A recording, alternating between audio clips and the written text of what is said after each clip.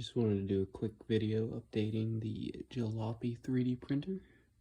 I think it's coming along really nice. Got most of the wiring figured out, at least the hard stuff, everything that had to go up under the extrusion and into the base here.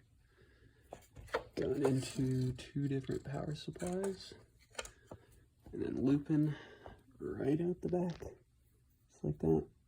And then I'm gonna, obviously put a brick on there, but cool. Coming along, carbon fiber bed. Got the Kapton heater on it. Got